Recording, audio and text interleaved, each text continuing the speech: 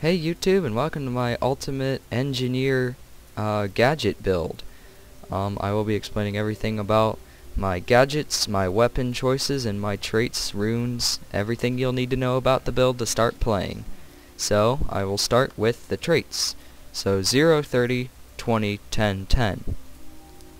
Now for firearms, you gain precision and nice condition damage, you gain toughness and healing, little bit of health and boon duration, and critical damage and tool belt recharge.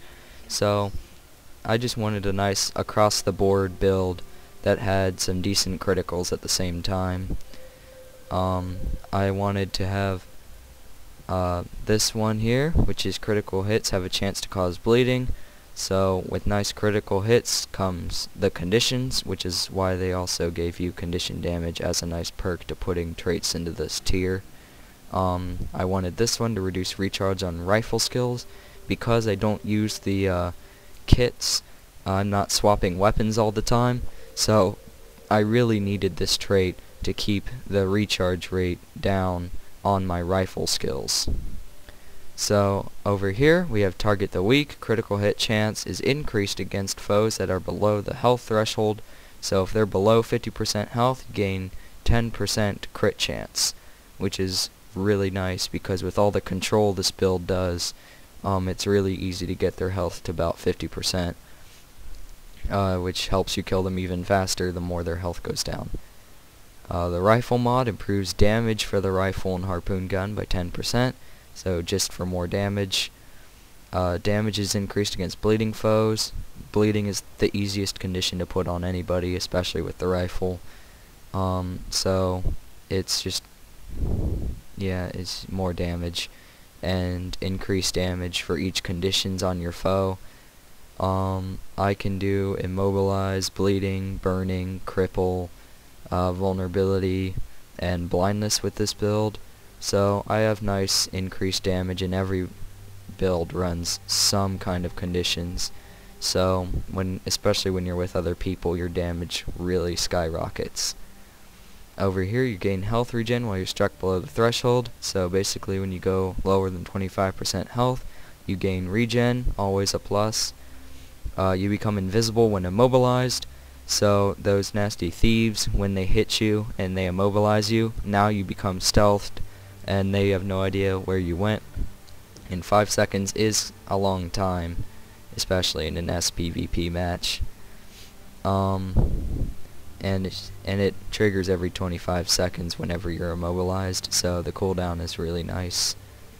Over here, all heal skills recharge when you're struck below the threshold, so when you hit 25%, you're going to gain the regen, and your elixir is going to recharge, and so you can use that and your F1 ability, so you're gaining boons and healing.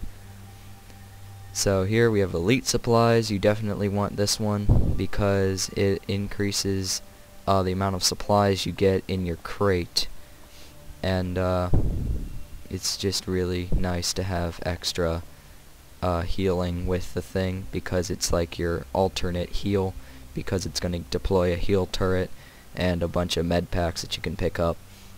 So it's really nice, and you always want to throw that on a point if there's going to be a battle. Drink Elixir B when you're struck below the health threshold, so when you reach 75%, you gain all of those boons listed above: Fury, Might, Retaliation, and Swiftness. Always a plus to have boons on you.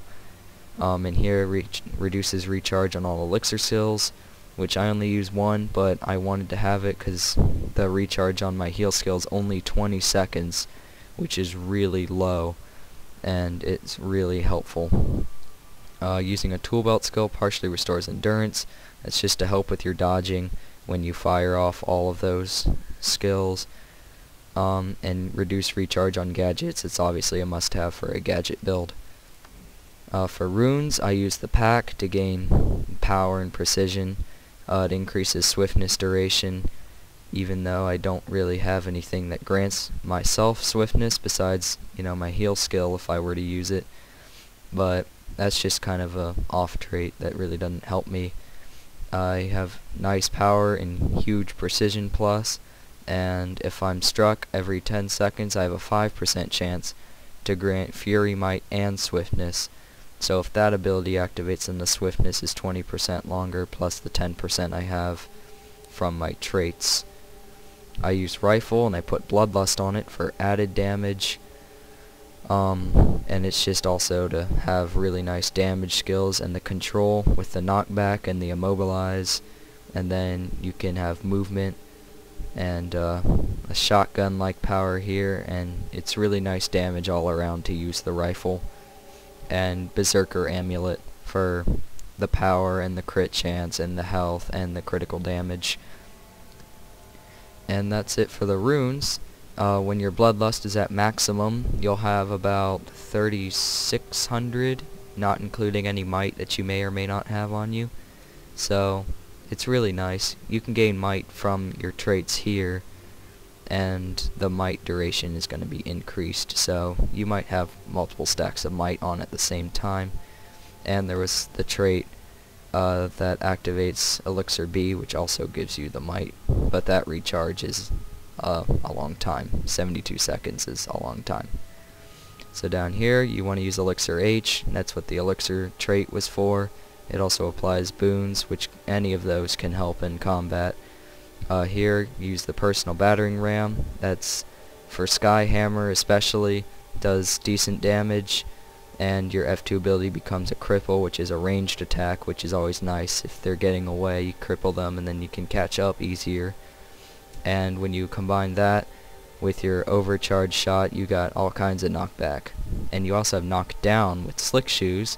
Anyone that walks behind you when you use that skill is blinded and knocked down, and it's really nice, and it lasts 3 seconds. The recharge is, okay, but it's really for this one here. You get run super speed. You run at double speed, its duration is 5 seconds, and it breaks the stun. And when you use that with this, you usually fly forward 600 feet, but when your run speed is doubled, run speed also just means your movement speed overall. So any skill that makes you move is doubled. That does not include your stomp or any of your attacks. It's just movement skills specifically. So when you use that and then use your rocket boots, you'll actually fly forward 1200, becomes your new range. So you fly out of range of any weapon in the entire game unless they have a trait spent that increases their range even farther. So it's kind of your oh crap button, because it breaks the stun that's on you. Then you use your rocket boots, and it also deals damage as you're flying over people, and it cures immobilized, crippled, and chilled. So no movement effects are going to slow that distance whatsoever, and its recharge is at 16 seconds, which is really short. So you can use that a lot, and as you're continuing to use your tool belt skills, your endurance recharges faster, and you could also gain vigor from Elixir H to increase that even more.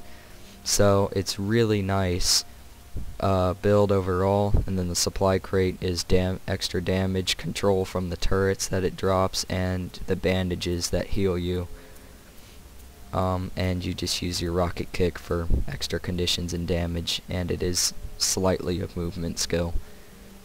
Down here you have jump shot, applies vulnerability. You have leak damage and land damage, and you can target directly below you. So really nice. It's also a combo finisher.